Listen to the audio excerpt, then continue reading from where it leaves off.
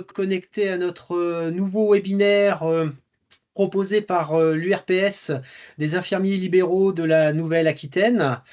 Donc aujourd'hui, nous allons aborder le sujet des AGA, des associations de gestion agréées. Nous allons voir donc l'opportunité de souscrire à une AGA en 2024. Qu'est-ce que cela peut apporter à notre profession d'infirmier libéral, aussi bien en termes de comptabilité que de fiscalité. Donc pour cela, j'accueille et je remercie encore très chaleureusement Monsieur Romain Bouléris et puis toute son équipe hein, qui ont énormément travaillé à l'élaboration donc de cette présentation. Bonjour Romain, j'espère que vous allez Bonjour à bien. tous, bonjour à toutes. Oui, ça va. Bon, très bien, très bien. Merci encore à votre équipe, hein.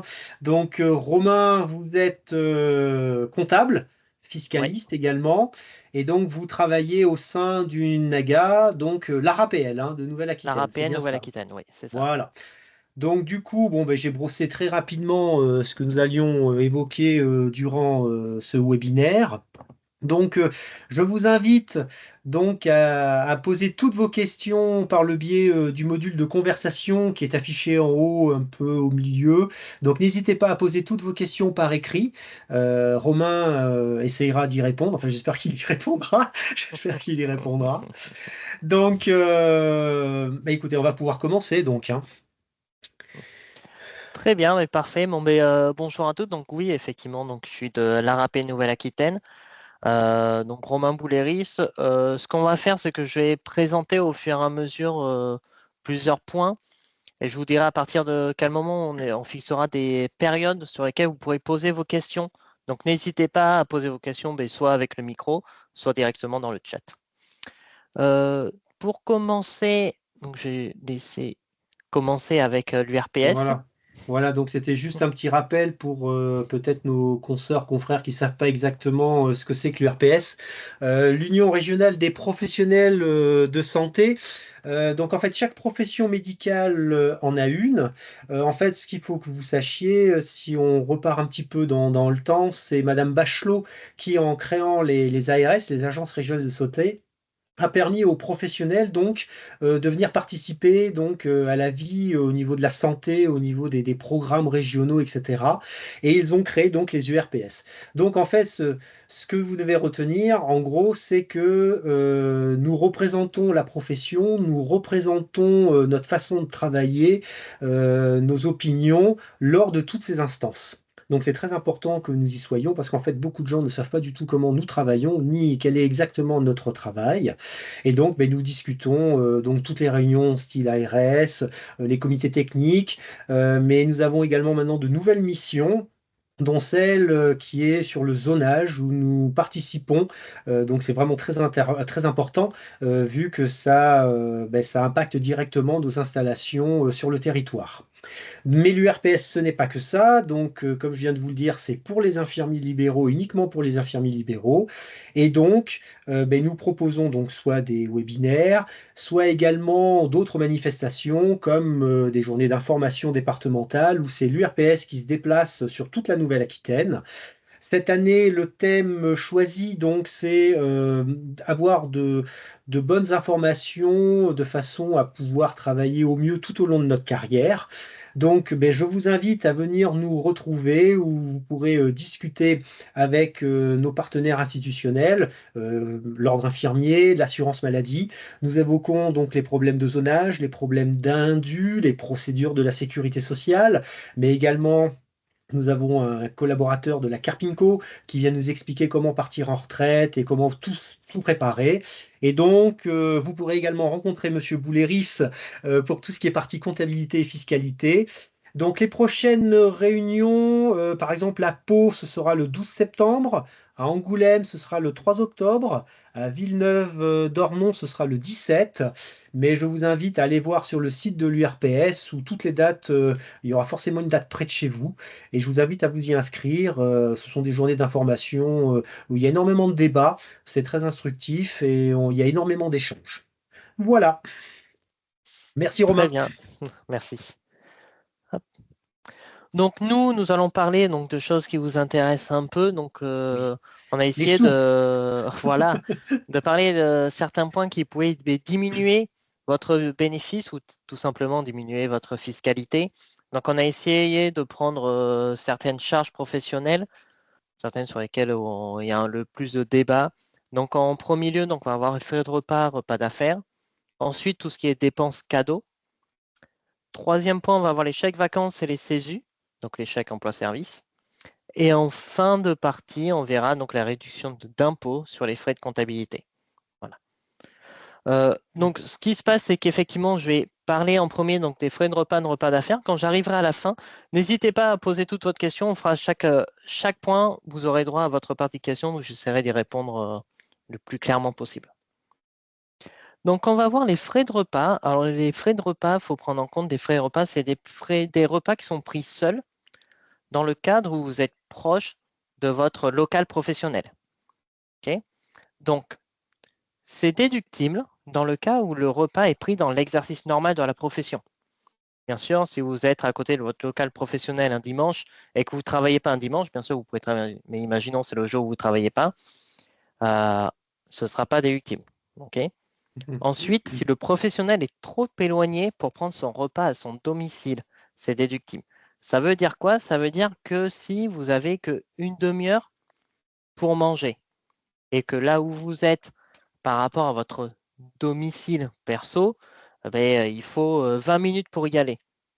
Vous ne pouvez pas faire l'aller-retour.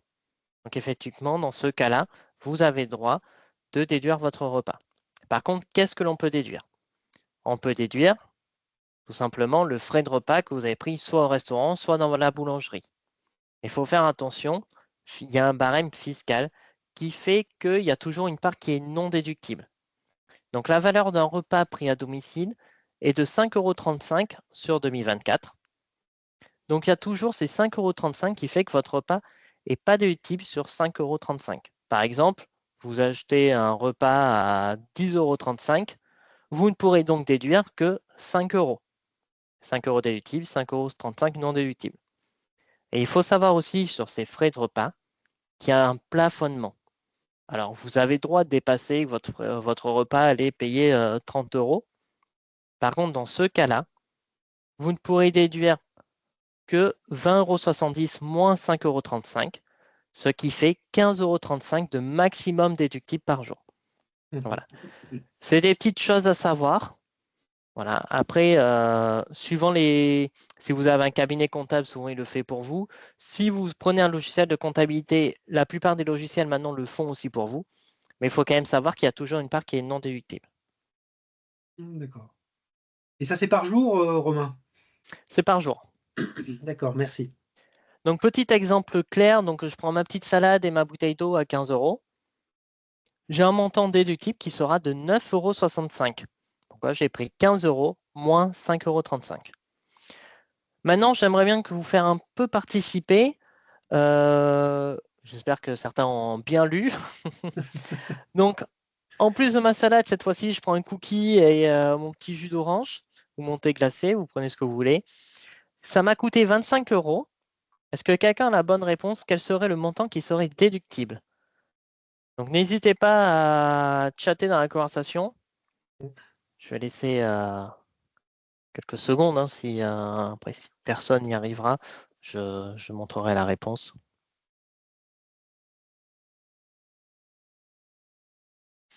Je vois qu'il y en a qui sont très réactifs. Ouais.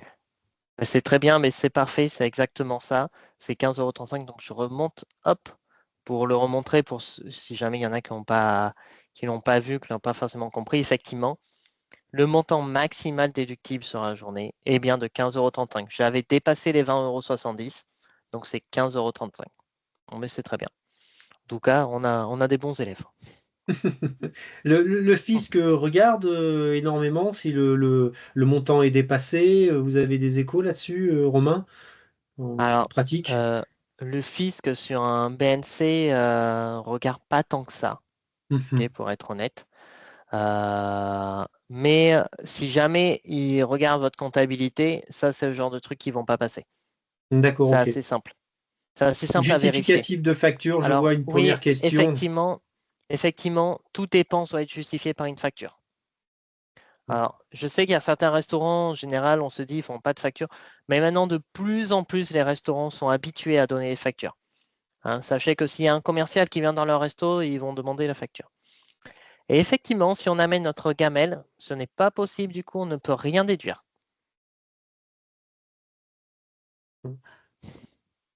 D'accord, d'accord. Donc maintenant, on va voir les cas des repas d'affaires. Alors, les repas d'affaires, c'est déductible à 100% dans certains cas. Donc, dans le cas d'un déplacement, donc si le repas est en lien avec une formation, un séminaire, un congrès, ou lié tout simplement à un déplacement professionnel obligatoire hors de votre région habituelle, effectivement, dans ce cas-là, ce sera 100% déductible, toujours avec une facture.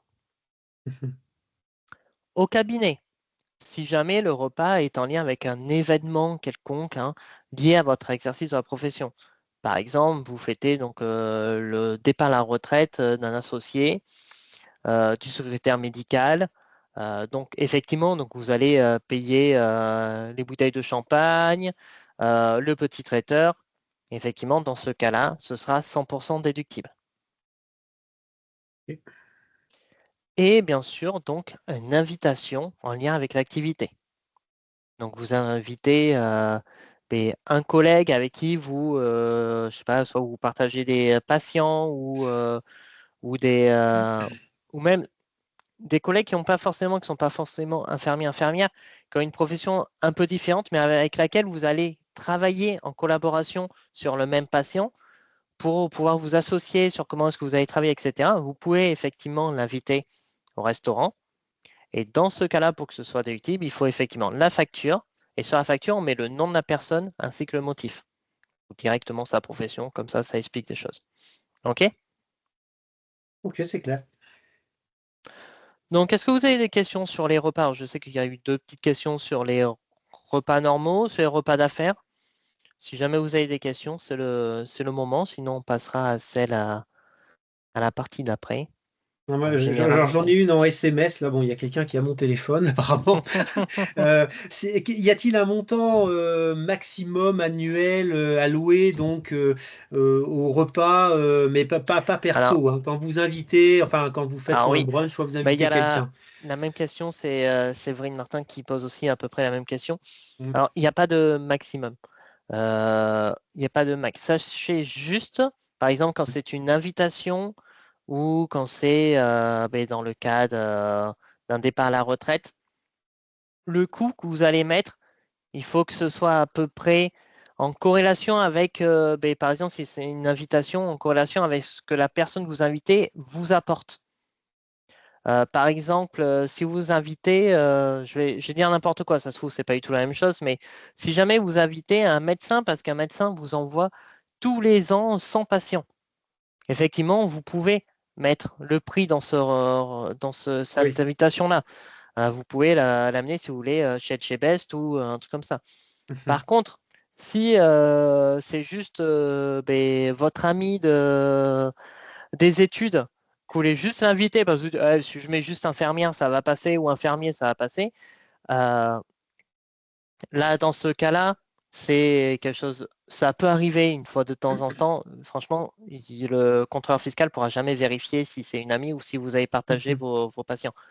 Mais dans ce cas-là, vu que ça peut être maximum 2, 3 patients max, on ne va pas l'inviter dans un étoilé. On va plutôt, D'accord. on peut l'inviter dans un bon restaurant, il n'y a pas de souci, mais il n'y a pas de, voilà, il n'y a pas de maximum, mais il faut être honnête avec soi-même. Voilà. D'accord. Deux petites questions supplémentaires, je vois là. Une pause à 10 heures, café au cabinet avec petit gâteau Alors, déductible. une pause à 10 heures, oui, c'est déductible, il n'y a pas de souci. C'est des Alors, les petits frais de départ à la tâches. retraite sont Alors, valables les frais. Alors, qu'est-ce que pour vous Madame appelez les frais de Bourgeois? départ à la retraite? Parce que là, c'était un frais de repas, donc c'est juste une réception pour le départ à la retraite d'un associé, par exemple, où effectivement, là, c'était 100% déductible. Mhm. Et même Alors, le dimanche soir, après le cinéma? n'importe, n'importe quand dans la semaine, j'aime bien cette question, mais vous, comparé à moi, vous travaillez aussi le samedi et le dimanche? à moins que je dise des bêtises. Mais voilà, vous n'avez pas des semaines calibrées à 5 jours et le week-end. Donc, si c'est sur un jour sur lequel vous travaillez, il faut que ce soit une journée sur laquelle vous travaillez, effectivement. Ok, faites attention, si ça tombe la journée où vous êtes de repos ou vous êtes en vacances, ce ne sera pas déductible. Ok,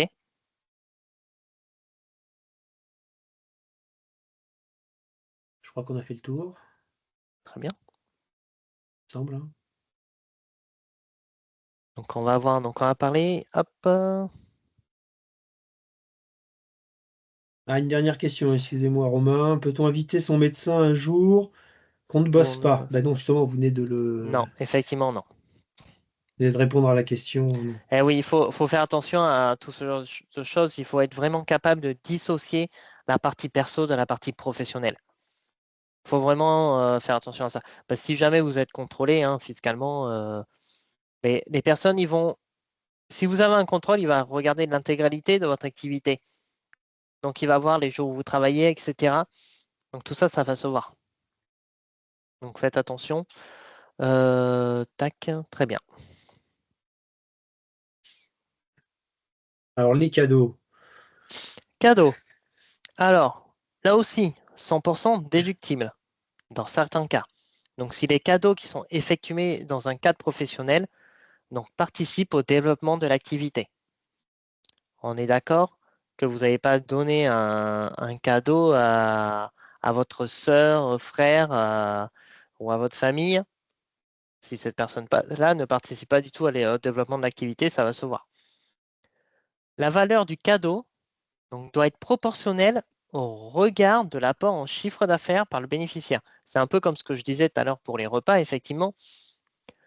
Si c'est une patiente, même si c'est qu'on a eu plusieurs fois, une boîte de chocolat, ça va aller tranquillement. On ne va pas lui offrir, je ne sais pas moi, je dis peut-être des bêtises, mais des loups-boutins à 2500 euros. OK? Faut faire attention à tout ça. Non, mais l'exemple est marquant, comme ça on comprend bien. C'est ça. Je l'ai vu, ce genre de choses, je l'ai vu. Hein, euh, on parle de cadeaux pour les patients, partenaires ou les salariés du professionnel. OK? Donc, vos patients, vous avez droit aussi. OK? Même, alors, parce que vous, ça vous arrive assez souvent, j'ai souvent eu ce genre de questions, mais vous avez le décès d'un patient. Vous avez droit d'offrir un bouquet de roses, de fleurs, voilà, et vous pourrez le déduire. Donc, hein, une bonne action hein, est toujours récompensée. Ensuite, voilà, pour vos partenaires et aussi, donc, si jamais vous avez salarié un secrétaire médical, effectivement, ça peut être faisable.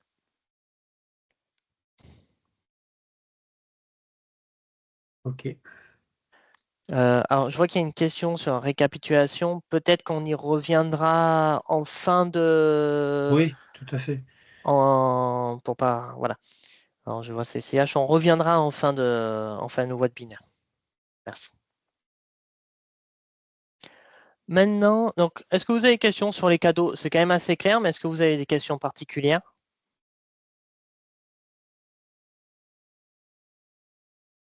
Oui, parfait. Bon, souvent, c'est assez simple. Mm. Donc maintenant, donc, on va voir les cas assez particuliers des chèques vacances et des CESU. Donc en premier lieu, on va voir les chèques vacances. Donc les chèques vacances, vous pouvez vous les prendre pour vous-même. Et si vous avez salarié, vous avez aussi le droit de les prendre pour vos salariés. C'est sur le même principe qu'un ticket restaurant.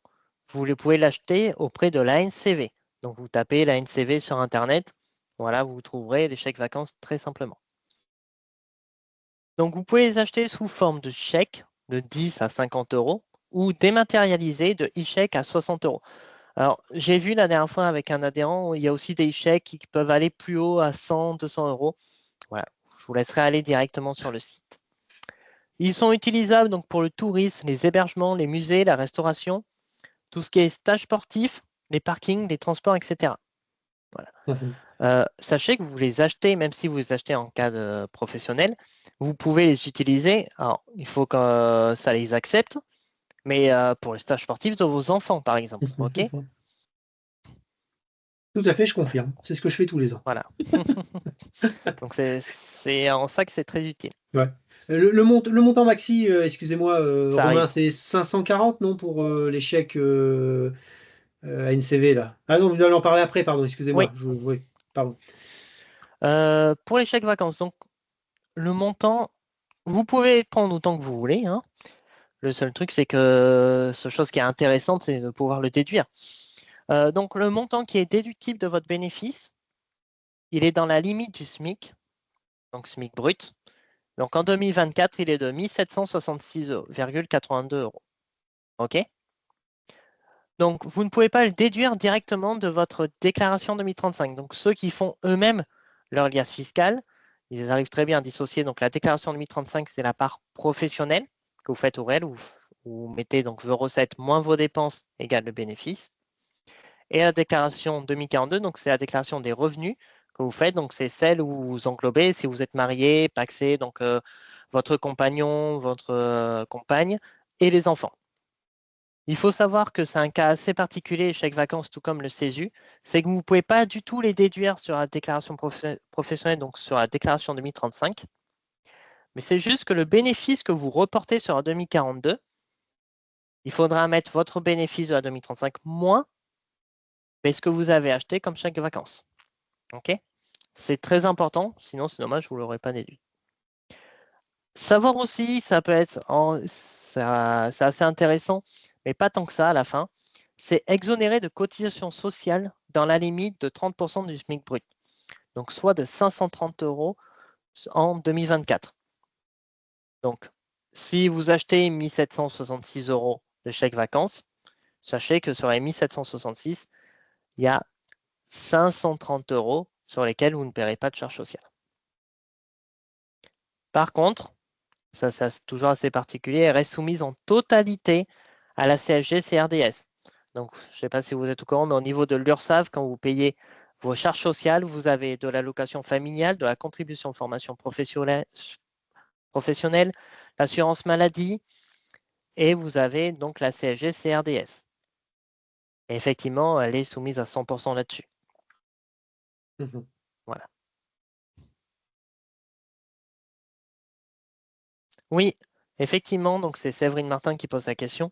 Il y a une case spécifique sur la déclaration des revenus. Alors, c'est pour ceux qui ont fait eux-mêmes leur 2042, il y a la fameuse PAMC. Vous savez, c'est la déclaration qui permet de déclarer à l'URSSAF. Et il y a une case vraiment spécifique où il faut mettre donc les chèques vacances. Et aussi, il faut penser donc à le rajouter sur les cotisations obligatoires que vous avez déjà payées. Voilà, vu que c'est soumis à 100% dessus. Mhm. Ça, n'hésitez pas, alors c'est quelque chose dont je vais en rappeler un peu plus tard, c'est aussi le but d'une AGA, hein, d'une association de gestion agréée, de vous aider dans ces cas-là. Nous, on a fait énormément d'aides sur la déclaration des revenus à cause de cette PAMC qui est assez compliquée à remplir. Voilà, on a eu énormément d'appels là-dessus. Les AGA, donc ces associations de gestion agréées, sont là aussi pour vous aider dans ces cas-là. Donc, n'hésitez pas, si vous en avez une, ou alors si vous n'en avez pas, d'y adhérer, tout simplement. Et effectivement, dans ces cas-là, on vous aide. OK? Petit exemple, chèque vacances versé à soi-même. Alors, je suis imposé sur un taux marginal estimé à 30%. Alors, vous savez, on est dans des tranches d'imposition. Donc, la première, 0%, 11%, 30% et ensuite 41%. Là, je prends un exemple où je suis imposé à 30% et j'ai payé donc 1 000 euros de chèque vacances. Et bien sûr, ce qu'il faut savoir, c'est que vous avez des frais de dossier quand vous vous inscrivez pour le chèque vacances, donc de 75 euros. Et après, vous pouvez avoir aussi des commissions. Les commissions sont assez faibles, elles sont à peu près de 1% de vos chèques vacances. Donc, vous avez payé 1 000 euros et 75 euros de frais de dossier. Sachez que les frais de dossier sont déductibles sur la déclaration professionnelle, sur la 2035. Donc, vous aurez donc une exonération d'impôt. Pourquoi? Parce que ça va diminuer votre bénéfice de 1 075 euros. Donc, ma tranche était de 30%. Donc, je diminue mes impôts de 322 euros. Donc, vous avez ainsi obtenu 1 000 euros de chèque vacances pour un coût réel de 753 €. Donc, vous avez payé les cours de sport pour vos enfants, votre hôtel en vacances, je ne sais pas moi, en Corse, grâce à ces chèques vacances. Mais en plus, vous avez bénéficié d'une exonération d'impôt, d'une réduction d'impôt, donc de 322 €. Mhm. Donc, l'achat de chèques vacances, en résumé de tout ce que j'ai dit, donc c'est un bon moyen d'augmenter donc son pouvoir d'achat pour réaliser donc vos projets vacances ou loisirs. Ok. Tout ça à condition de réaliser une économie supérieure au montant des frais de dossier et des charges sociales. Voilà. Même si les charges sociales dans ce cas-là, dans les chèques vacances, j'ai fait le calcul, il y a très très peu de différence, ça peut aller à 20 € d'écart en plus ou en moins. Ok.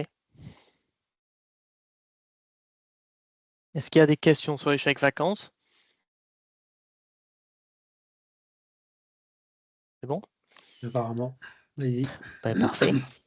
Donc on va voir donc chèque emploi-service universel, donc le CESU. Sachez qu'en tant qu'employeur, vous pouvez bénéficier des CESU préfinancés. Donc dès lors que la totalité de vos salariés peuvent également en profiter. Donc sachez, c'est aussi le cas pour les chèques vacances, que si jamais vous avez un salarié, si vous prenez un chèque vacances ou du CESU, vous êtes obligé de le prendre aussi pour votre salarié. Voilà, si jamais vous avez un salarié. Si vous n'avez pas de salarié, vous avez droit, à titre d'exploitant individuel, d'en prendre aussi pour vous-même. Donc, à quoi ça peut servir? Donc, ça va servir donc, à régler des frais personnels des services à la personne, donc garde d'enfants, soutien scolaire, entretien du jardin ou de la maison, gardiennage, etc. Donc, tac. Vous pouvez récupérer sur l'URSSAF aussi. Ils ont un site qui explique tout. Vous verrez tout ce que vous pouvez payer directement. Donc, les avantages fiscaux et sociaux. Donc, exonération de cotisations sociales jusqu'à hauteur de 2 421 € par bénéficiaire et par an. Donc, pour l'année 2024. Donc, si vous faites pour vous-même, donc c'est que pour vous, c'est un montant de 2 421 €. Sachez que effectivement, c'est déductible, tout comme les chèques vacances, sur la déclaration 2042. Donc, on va diminuer votre bénéfice de 2 421 € si vous prenez à cette hauteur-là. Si vous prenez que 1 000 €, ça diminuera votre bénéfice de 1 000 €. Donc, ça peut être intéressant.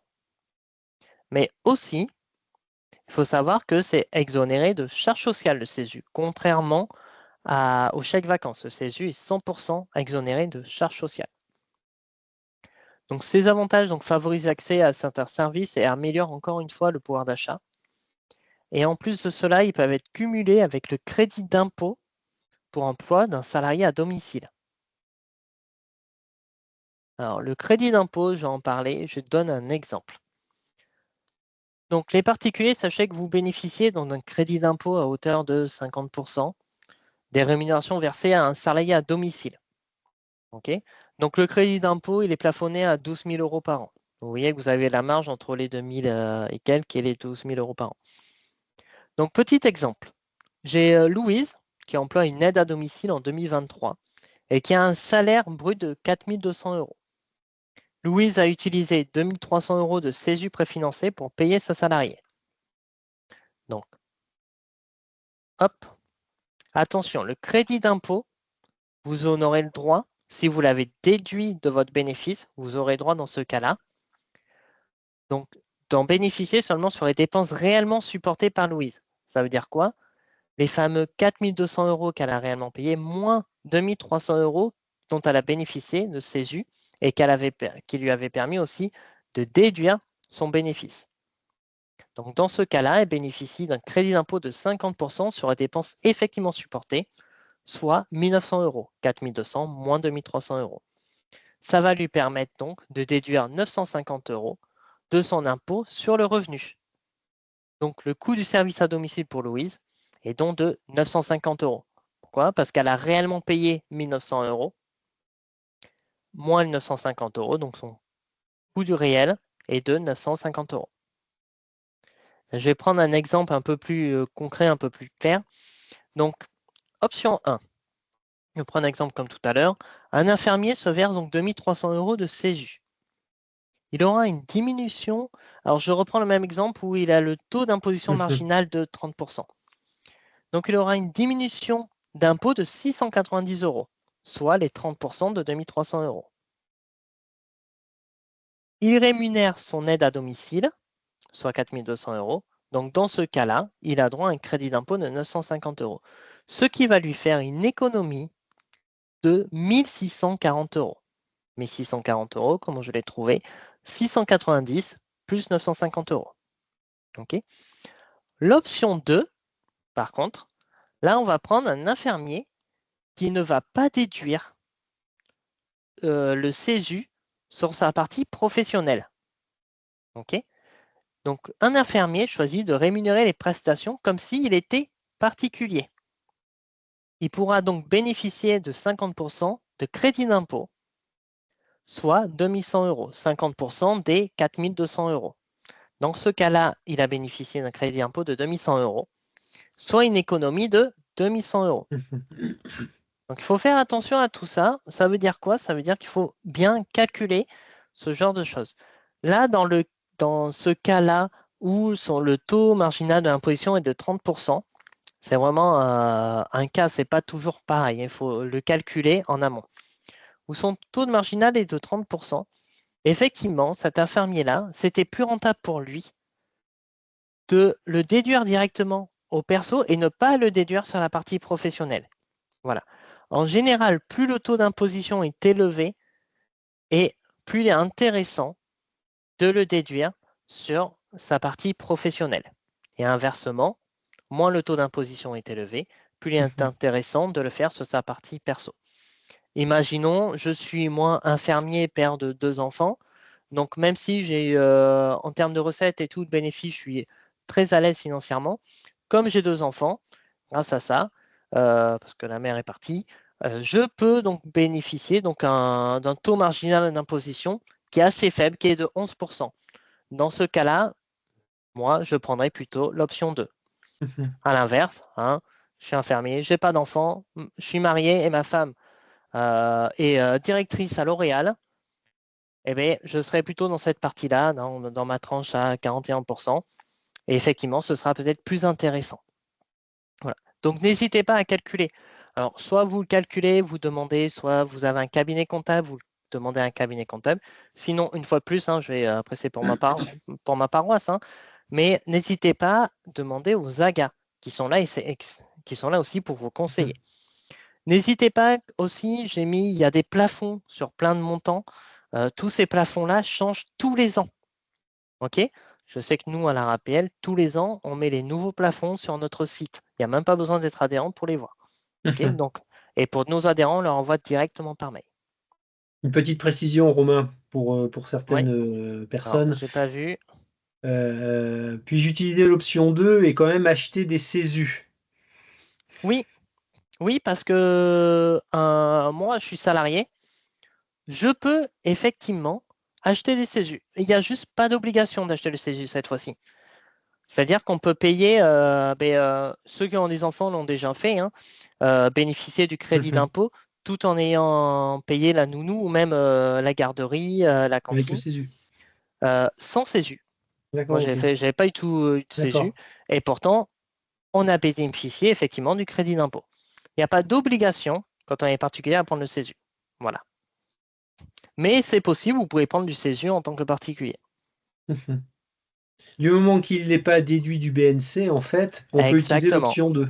C'est ça, en Voilà. fait. Je Tant que pense que c'est la pas question déduit du BNC, des tant que c'est confrères, pas des déduit du consoeurs, BNC, effectivement, c'est ça. c'est plus de ce côté-là, quoi. Vous pouvez prendre, je sais plus combien, 2300 euros de CESU préfinancés. Simplement, vous les payez avec votre compte perso, en gros, quoi. Enfin, du moins, il ne faut pas qu'ils apparaissent dans la comptabilité de la Voilà, faut du pas que ça BNC, apparaisse quoi. sur la Voilà. comptabilité pro. Voilà. Exactement. Et donc, en fait, pour résumer, si vous êtes le taux marginal d'imposition, de toute façon, sauf erreur de ma part, maintenant, il apparaît sur l'avis d'imposition à la fin. C'est une Oui, information qui est donnée oui, par le oui, fisc, je crois, maintenant, monsieur. oui, Hein. il apparaît.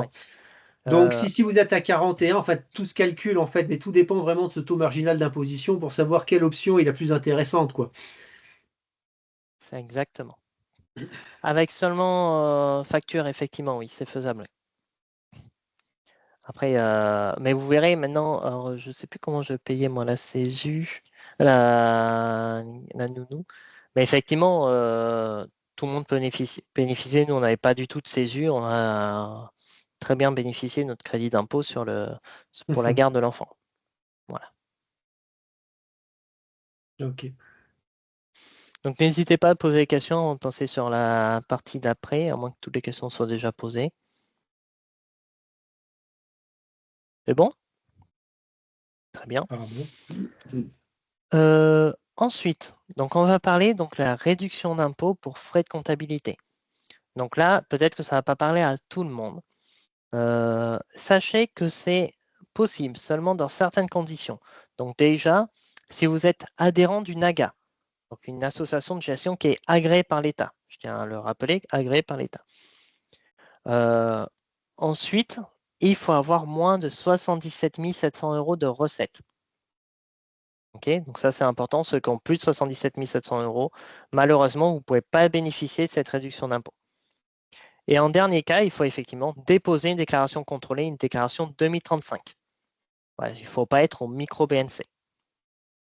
Dans ce cas-là, vous pouvez réintégrer, donc sur la 2035, 2/3 de vos frais de comptabilité. Donc, qu'est-ce qu'on prend? Donc, on prend la cotisation, par exemple, de la RAPL, les honoraires versés à votre expert comptable, les dépenses de votre comptabilité, donc abonnement à un logiciel de comptabilité, formation, documentation. OK? Donc, vous réintégrez ces deux parties-là. 2/3 de ces frais de comptabilité, vous ne pouvez pas les déduire. Par contre, vous bénéficiez directement d'une réduction d'impôt. Attention, une réduction d'impôt, ce n'est pas un crédit d'impôt. Ça veut dire qu'une réduction d'impôt, ce n'est pas intéressant si vous n'êtes pas imposable. OK? 0 moins, ça fera pas de réduction d'impôt quand vous n'êtes pas imposable. J'ai failli me dire une bêtise. Donc faites attention à ça. C'est la différence entre le crédit d'impôt et la réduction d'impôt. Tout en sachant que la réduction d'impôt, il y a un plafond qui est de 915 €. Par exemple, vous avez un cabinet comptable plus la RAPL, donc 175 € plus un cabinet comptable à 1200. Les 2/3, c'est supérieur à 915 €. La réduction d'impôt sera seulement de 915 €. Mais c'est toujours ça de prix. Sachez que ça rembourse quand même une grande partie, pour ceux qui ont un cabinet comptable, une grande partie de votre expert comptable. Et ceux qui ont simplement la RAPL, effectivement, c'est une grande partie de la RAPL. Alors, Romain, une question très importante là. alors, recette, c'est le chiffre d'affaires. Et le bénéfice, c'est chiffre d'affaires ou recette, moins les dépenses déductibles, égale le bénéfice ou résultat net. Donc là, c'est le CA, hein, les 77 C'est ça, 700, c'est voilà. C'est les c'est le honoraires CA. encaissés, quoi. Voilà, c'est les honoraires, les recettes. Voilà. Petit exemple, donc un infirmier donc, est adhérent du NAGA. Il a un logiciel de comptabilité et dépose donc une déclaration 2035 aux impôts alors qu'il a moins de 77 700 € de recettes, de chiffre d'affaires ou d'honoraires. Donc, Là, il rentre hop, dans les clous. il rentre parfaitement dans les clous. Donc, chez nous, il est chez nous, hein, bien sûr, il n'est pas chez quelqu'un d'autre, il est à la RAPL, il paie 175 €, plus il prend notre logiciel de comptabilité, parce qu'on a aussi un logiciel de comptabilité, à 192 €. Donc, ces sommes qui sont déductibles du résultat, quel que soit le montant des recettes. OK. On prend le cas d'un infirmier qui est imposable et doit payer 1 000 € d'impôt sur le revenu. La réduction d'impôt s'élève à 245 €, soit 175 plus 192 fois les 2/3, qui fait bien 245 €. Dans ce cas-là, il paiera alors que 755 €. Donc, dans ce cas-là, ça aura été hyper intéressant pour lui. Voilà. N'oubliez pas, parce que moi, je le vois, il y a beaucoup d'adhérents qui peuvent en bénéficier et qui l'oublient. Alors, nous, on envoie plein de mails à chaque fois, on le rappelle, mais n'hésitez pas, on voit beaucoup d'adhérents qui peuvent en bénéficier et qui l'oublient. Voilà, ça peut être hyper intéressant sur ce point-là. Est-ce que vous avez des questions sur cette partie-là?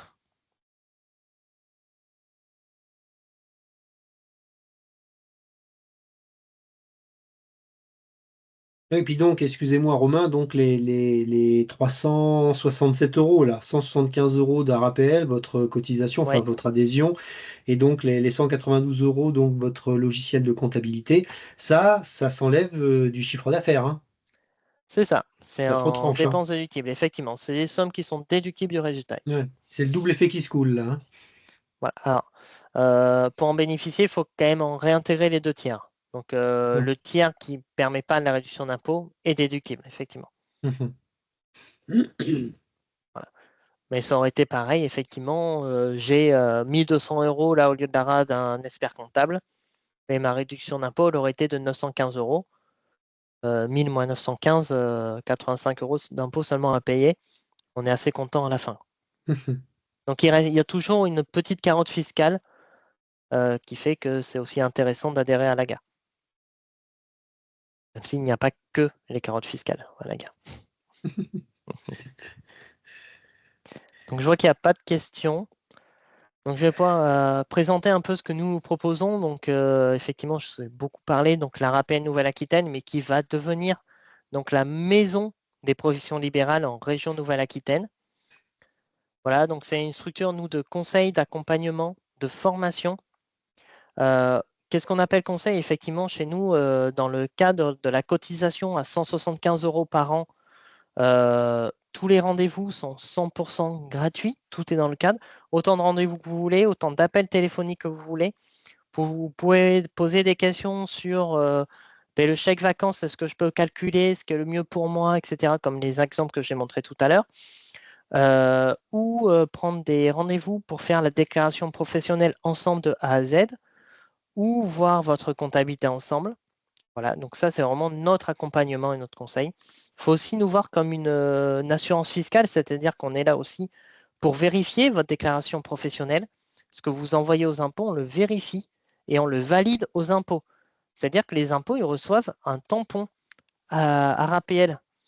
Ça veut dire quoi, ce tampon en RAPL? Ça veut dire que derrière, nous, sur les 10 000 adhérents que l'on a, eh bien, moi, ça fait 10 ans que je suis à la rappel, j'ai pas vu un seul contrôle sur nos 10 000 adhérents. Voilà. Parce qu'ils sont pas fous, ils vont pas faire de contrôle sur des agas, parce qu'ils savent très bien que c'est déjà contrôlé. OK? Ou alors c'est très très rare. Ensuite, tac. Donc, on a aussi des formations, donc je vais le montrer juste derrière. Hop. Donc, la MPLC Call, c'est vraiment on a deux systèmes à l'intérieur. Donc, l'ARAPL, ce que je vous disais, l'accompagnement fiscal et comptable. Et on a aussi donc l'ORIF-PL, donc notre organisme de formation qui est certifié Calliope. Donc, je vais vous montrer juste après les formations que nous proposons. Mais on a aussi des formations et vous, en tant qu'infirmier, infirmière libérale, vous pouvez bénéficier de 2 formations par an 100% préfinancées par le FIFPL et sans que ça impacte votre fonds de formation. Donc, c'est vraiment 100% gratuit pour vous, quoi. OK. Tac. Sur la RAPL aussi, j'ai oublié de parler donc les outils. Nous proposons aussi un logiciel de comptabilité, ok, qui est très simple, qui a été créé par les ARAPL, qui est à 192 euros par an et qui s'appelle LARA, L-A-R-A, et qui vous permet donc de faire votre comptabilité en maximum 10 minutes par mois. Vraiment maximum. Ça a vraiment été très très simplifié. Après, si jamais vous avez besoin d'aide, on est là pour vous expliquer. On a aussi une formation sur ce logiciel. Donc, on peut largement vous expliquer comment cela fonctionne. Justement, quelqu'un pose des questions par rapport aux formations. Hop, très bien, je me les ai surprises. Donc, on a des formations donc, sur la comptabilité et fiscalité. Donc, on a des formations basiques qui sont simples comme la base de la comptabilité. Comment est-ce qu'on tient sa comptabilité? Voilà, très basique. On a des formations sur notre logiciel comptable, qui est le logiciel Lara. Comment est-ce qu'on utilise, comment est-ce qu'on fait pour gérer notre logiciel de comptabilité. On a d'autres formations qui n'ont rien à voir avec la comptabilité. On a de la communication non violente. On a, tac, que j'oublie pas. Ah oui, on a aussi comment préparer sa retraite. Hein, sachez que c'est notre slogan un peu, mais la retraite, ça ne se prépare pas au dernier moment. Ok, donc comment préparer sa retraite? Quels sont les contrats spécifiques pour les retraites, pour les complémentaires retraites? Est-ce qu'un PER, c'est mieux qu'un PERCO, etc. Même si PERCO n'existe plus. Voilà, donc n'hésitez pas. On a ce genre de formation-là. On a des formations comment monter sa SCI. Si sur votre partie perso, pour les enfants, etc., vous avez besoin de monter une SCI. On a plein de formations de ce genre-là. Donc, n'hésitez pas à vous renseigner. Qui sont 2 formations par an 100% préfinancées. Mhm. Dans le cadre du FIPL, donc vous dites Dans le cas, effectivement, de l'ORIFPL. D'accord, ok. D'accord. Alors, Séverine, défisque frais de formation infirmier en France ou étranger. Alors, j'ai pas très bien compris la question. Ben, les frais de formation, j'imagine qu'on peut les sortir du Alors, BNC si jamais ça a un lien avec nous, la dans les profession. formations dont nous parlons, elles sont 100% gratuites, donc il n'y a pas de frais de formation. Mais effectivement, si vous payez une formation, formation professionnelle, effectivement, vous pouvez déduire les frais de formation, mais vous pouvez déduire les frais de formation. Attention, pour les formations à l'étranger, ok, on a eu le cas, il y a un logiciel de comptabilité pour les infirmiers qui propose des formations à l'étranger, qui est proposé en Afrique du Sud, etc. Attention à ces formations, si elles sont disponibles en métropole, vous ne pouvez pas les déduire à l'étranger. Premier point. Mhm.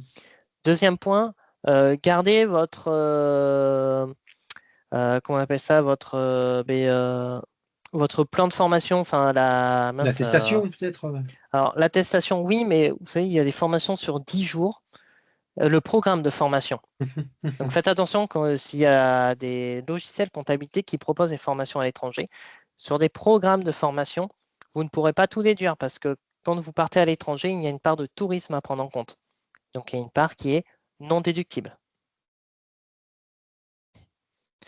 Les CELARL peuvent prendre une NAGA que si elles sont à l'impôt sur le revenu, ce qui est assez rare. Sinon, si vous êtes à l'IS, effectivement, on ne peut pas, nous, on ne peut pas avoir de CELARL qui sont à l'IS, donc à l'impôt sur les sociétés. Voilà. Une question, Romain, par rapport aux formations qui sont payantes, là, qu'on peut donc soustraire du BNC, enfin du chiffre d'affaires. Il existe toujours un crédit d'impôt ou quelque chose une petite carotte fiscale par rapport Alors, au il nombre existe d'heures passées? aujourd'hui, le crédit d'impôt formation, il existe encore jusqu'au 31 décembre 2024. Je ne sais Mhm. pas s'ils vont le continuer ou s'ils vont le supprimer. Pour le moment, ils parlent de la supprimer. Donc, sur des formations, attention, il faut vraiment que ce soit une formation professionnelle hein, qui Oui, bien sûr. vient en qualité. Nos formations à nous, elles ne sont pas prises en compte, par exemple, dans le crédit de formation. Mhm. Euh, le crédit de formation, c'est plafonné à 40 heures de formation. Et vous multipliez donc le nombre de formations par le taux horaire brut du SMIC. Donc sur 2023, c'était 11,52. Et le crédit de formation est doublé. Il était doublé en 2023 et il est encore doublé sur l'année 2024. Voilà. D'accord. Euh, attention, les formations, si on n'est pas disponible aux dates, mais est-ce qu'on peut les faire en dom-tom il faut faire attention à tout ça hein, si vous êtes contrôlé sur cette partie-là. Euh, soit dans ces cas-là, vous faites très attention.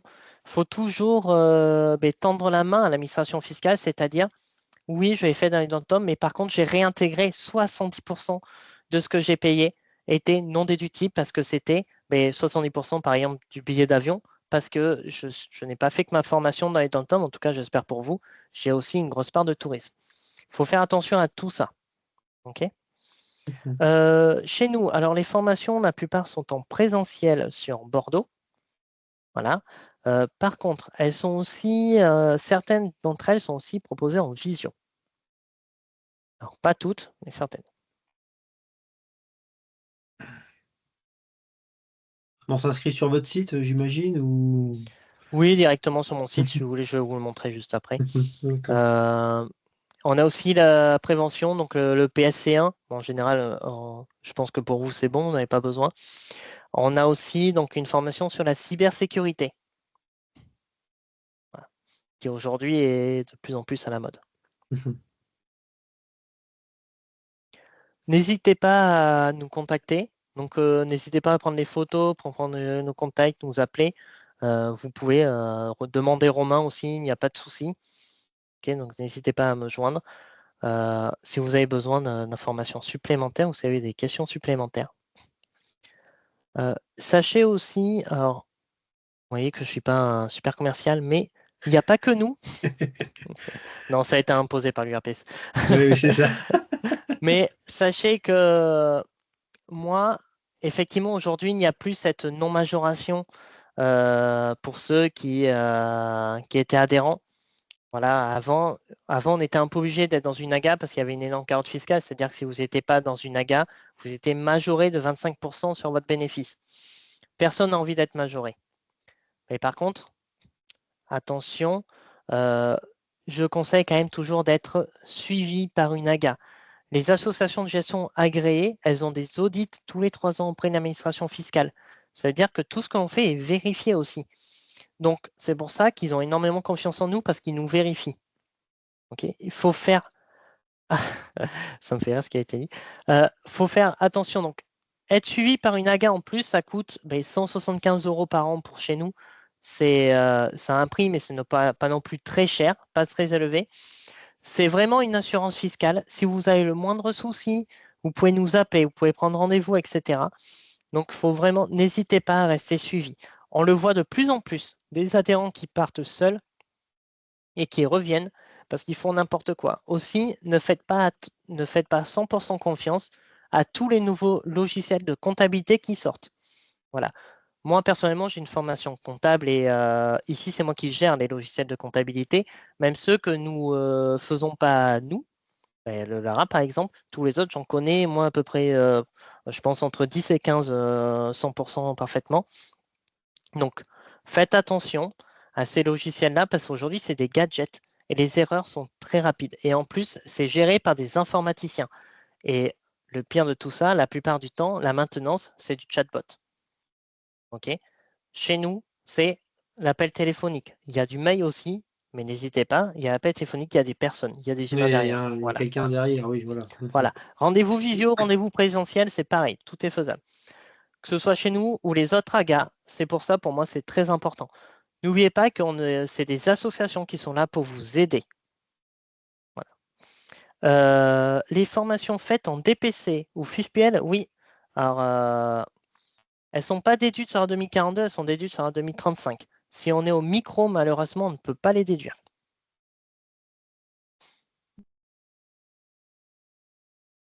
Alors, les Question comptables par rapport indépendants, au comptable.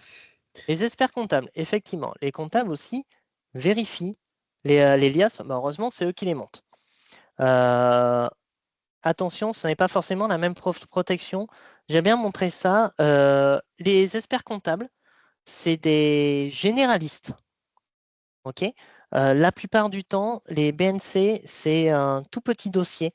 Dans tout leur portefeuille, ils ont 80% de BIC, de société. Les BNC, ils en ont très peu. Les BNC ont des règles fiscales assez particulières sur certains points, même si c'est assez rare que vous ayez ça sur le début, mais on le voit surtout sur les plus-values lorsque vous cessez votre activité. C'est là où on voit le plus d'erreurs, nous, chez les cabinets comptables. Il faut plus prendre ça comme des généralistes, et nous, on est vraiment des spécialistes sur les professions libérales, les BNC qui sont à l'impôt sur le revenu. Donc voilà. Donc effectivement, ils vérifient, mais souvent, vous verrez, aujourd'hui, il y a encore des comptables qui vous envoient aussi vers les AGA. Après, souvent, les comptables ne nous aiment pas forcément parce que nous, on vérifie leur dossier. Et ça, vous n'êtes pas forcément au courant, mais nous, on leur envoie plein de mails. Il faut rectifier ci, il faut rectifier ça. Et sans passer par vous. Voilà. Et oui, effectivement, on peut avoir les deux. Moi, je conseille d'avoir Bien les deux. sûr. Au moins, c'est une vraie sécurité. Surtout pour le prix. Voilà, n'hésitez pas. Tac. Est-ce qu'il y a une autre question? Ce que je voulais montrer. Tac. Hop. pendant que vous Ce que je cherchez, fais. n'hésitez pas à aller voir sur notre page Facebook de l'URPS. Vous aurez plein d'informations également. Vous pouvez vous inscrire pour être au courant de toute notre dernière actualité et tout ce qu'on fait avec la RAPL. Voilà.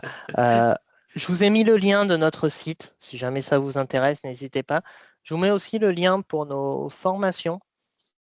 Si certains d'entre vous sont intéressés par le logiciel de comptabilité ou par l'adhésion, etc., euh, n'hésitez pas à m'appeler directement, vous demander Romain, ça va être très simple. De toute façon, vous demandez c'est pour le logiciel Laras et vous allez tomber sur moi automatiquement.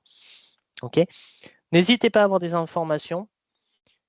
Tac, je pense que j'ai à peu près tout dit. S'il y avait une adhérente qui voulait revoir un peu ce qui a été vu en début, c'était, je ne me rappelle plus qui c'était. C'était pas CH, non? Ou une C'était abréviation? CH, Ouais, si je elle crois est bien. toujours là. Tout le monde a bien pris en photo? Pardon, Christophe. Ah, Alors, Christophe, un désolé. adhérent. Désolé, désolé, désolé. Je sais pas pourquoi Désolé. j'ai toujours tendance à dire une. C'est vrai que nous, 90% de nos adhérents sont des femmes, c'est peut-être pour ça. Mais c'est pour ça. Euh, hop. Donc Christophe, on a l'habitude. Donc Christophe, je crois que vous n'avez pas vu, donc vous, les frais de repas. Oui, je pense que c'était ça le tout Donc les début. frais de repas, c'est un cas assez simple. Donc là, je parle d'un frais de repas qui est pris seul et proche de votre local professionnel. OK? Donc le frais de repas est déductible dans certains cas, dans le cas où il est pris dans l'exercice normal de la profession et lorsque le professionnel est trop éloigné pour prendre son repas à son domicile. Attention, il y a un barème fiscal parce qu'il y a toujours une valeur qui est non déductible sur cette partie-là. Sur un frais de repas pris à domicile, il y a 5,35 €. Pardon, c'est la valeur d'un repas pris à domicile. Donc, toujours une part non déductible qui est de 5,35 €. Et un maximum, il y a toujours un plafond de 20,70 €. Donc, pour faire l'exemple, ça va être plus simple. Donc, si j'achète une salade et une bouteille d'eau, j'en ai pour 15 €. Le montant que je pourrais déduire est de 9,65 €, soit 15 € moins 5,35 €. Et à l'inverse, si j'achète une salade avec des cookies, un jus de fruits, j'ai payé 25 €. Le montant qui sera déductible, ce sera celui-là de 15,35 €. OK? C'est le montant maximum déductible lorsque l'on dépasse le plafond des 20,70 €. Et on avait vu les repas d'affaires. Donc, eux, les repas d'affaires, c'est 100% déductible. Si le repas est en lien avec une formation, un séminaire, un congrès ou lié à un déplacement professionnel obligatoire. Lorsqu'on a un frais de repas, d'un départ à la retraite, donc ça, sur votre local, donc vous prenez bouteille de champagne, les petits fours pour votre secrétaire médical qui part à la retraite, effectivement. Vous pouvez tout déduire. Et aussi l'invitation. Vous êtes en collaboration avec un infirmier ou avec un médecin qui vous envoie plusieurs patients. Vous pouvez l'inviter au restaurant, effectivement. Et là, par contre, sur la facture, n'oubliez pas de mettre le nom de la personne et le motif de votre invitation. Mhm. Je crois que c'était ça. Après, vous Ouais, c'est l'aviez ça. vu. Ouais, c'est ça. Post café, croissant le matin, prix à 100%.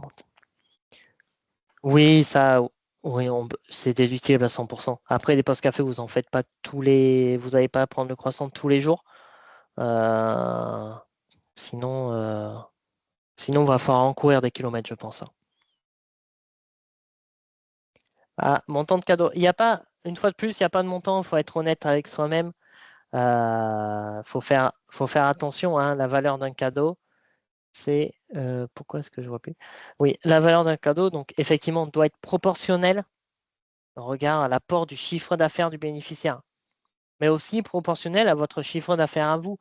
Je veux dire, si vous avez un chiffre d'affaires, je donne au hasard, de 50 000 euros, et que vous commencez à offrir des cadeaux pour une valeur de 2 000 euros par-ci et par-là, non, non, là, il y aura anguille sous roche, hein. Par contre, si vous êtes, de toute façon, c'est toujours la même chose. Si vous avez un chiffre d'affaires, ce qui n'est pas souvent votre cas, mais de 3 milliards par an, 2 000 euros, c'est comme vous, 20 euros. Donc, Là, c'est largement faisable. Mais faites attention. Voilà. Nous, on a vu, nous, on a eu un avocat qui en avait pour 12 000 euros de cadeaux. Après, c'était que des habits pour une femme. Hein, ok. Donc, ça se voyait très bien qu'il faisait n'importe quoi. Et il a été contrôlé. Ok, ouais. Oui, les cadeaux de fin d'année, effectivement, type cookies, vous pouvez. Des chocolats, etc. Mais évitez la caisse de champagne qui coûte très cher. Oui, parce que le comptable, il aime bien donner des euros, mais il n'y a pas de max. Ça n'existe pas le maximum. Les comptables, pourquoi est-ce qu'ils vous donnent un prix max? Parce qu'il a l'habitude de voir eux, pour eux, c'est vous êtes leurs clients, ils ont l'habitude de voir des clients qui font n'importe quoi. Ok, et qui vont tout mettre sur cadeau. Ils vont acheter l'iPad pour leur enfant, ils vont le mettre cadeau, comme quoi c'est pour le médecin ou pour l'infirmier collaborateur. Donc ils Mhm. ont l'habitude, donc qu'est-ce qu'ils font? Ben, ils disent, ben, voilà, on vous bloque à 75 euros parce que par rapport à votre profession, il a raison aussi, par rapport à votre profession, en général, vous faites rarement des cadeaux plus élevés que 75 euros. C'est souvent des boîtes de chocolat, peut-être une bouteille de vin, des fleurs. C'est pour ça qu'il met un masque qui semble raisonnable.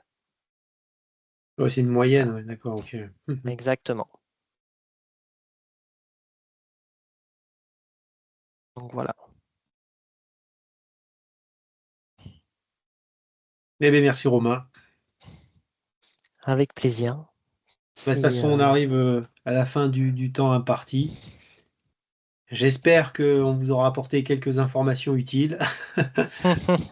Merci Romain encore, merci à toute votre équipe, hein. C'était très avec sympa de plaisir. travailler avec nous, on a bien aimé travailler ensemble. J'espère que ça Oui, continuera par la suite. Donc comme je disais au départ, vous pouvez retrouver Romain donc lors de nos journées départementales, hein. Il fera certaines JD avec nous. Donc si jamais c'est proche de chez vous, ben, n'hésitez pas à vous inscrire, hein. oui, C'est une journée qui est très intéressante, hein, comme je l'ai dit au début. Il y a beaucoup de débats, on apprend beaucoup de choses. On démystifie un peu tous les contrôles de la sécurité sociale. L'assurance maladie, je vous le veux, vient nous expliquer comment il fonctionne. C'est très intéressant. Mais écoutez, je vous remercie. On va clôturer ce webinaire. Je vous souhaite une très bonne journée et puis ben, à bientôt.